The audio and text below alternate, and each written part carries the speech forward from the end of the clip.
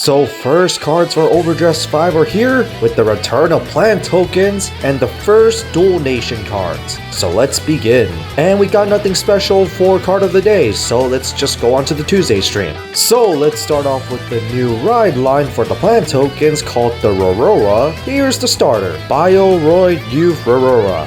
Next, Awaking from Slumber Rorowa. Grade 1, 80 power and skillless. Auto, when placed on Vanguard by riding on top of the Grade 0 Rorowa, call up to one plant token behind the Vanguard circle. The plant tokens are 5k power, grade 0s with crit of 1 that have the ability to boost. That's a reminder text. And then next part is basically an ability to let you use the dual nation card called Glitter, which a glitter seeks a fire regalius. It's just a fancy way to use two nation cards together, and it's basically a way of saying that this card can only interact with that specific card. And then we go to the grade 2, World 3000 Years Later Rorowa. Grade 2, 10k power and skillless. Auto, when placed on Vanguard, cost retire one of your other rearguards, call up to 2 plant tokens to rearguard. Grade 1 guarantees it, but the grade 2 has a specific condition that if you go against control decks, you might actually lose this ability. But whatever, it also has a glitter ability. And then we go to For One's Precious Thing Rorowa. Grade 3, 13 power and skillless. At Vanguard, once per turn, cost Soul Blast 1, call 3 plant tokens to rearguard.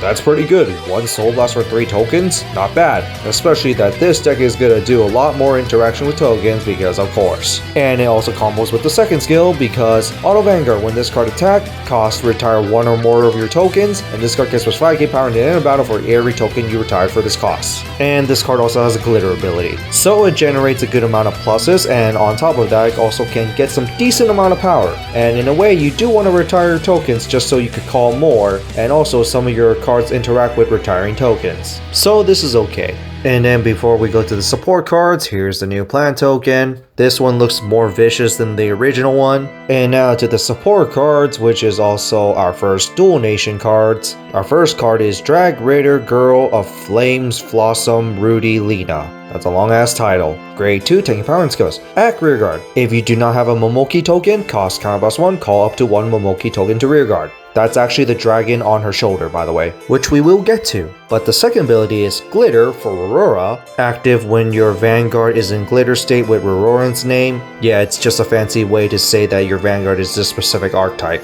But anyway, Auto Rearguard. When this card attacks, costs Soul Blast 1, choose one of your tokens in the same column as this unit, and this card gets power equal to that token's power until the end of the battle. Sounds underwhelming at first, especially that many tokens are basically 5k base, but Momoki in particular, you want to actually call it right behind her because Momoki's gonna have unique skills, and based on the card's artwork, it kind of gives it away that you want Momoki with her. Because the Momoki token is a dual nation grade 0 with 5k base power and has the ability of at rearguard once per turn, cost retire one or more other rearguards, and this card gets plus 5k power for every retired card. Well, you're going to be calling quite a bit of plant tokens, so you're going to get this ability without much of an issue unless you want to give your Vanguard some more power. Although it's nice that there's no specific number, so you could at least split up the retire count. And then to the second skill, Glitter for Rorowa, count rearguard. If you have Radia in the same column as this unit, this card gets to attack from the back row.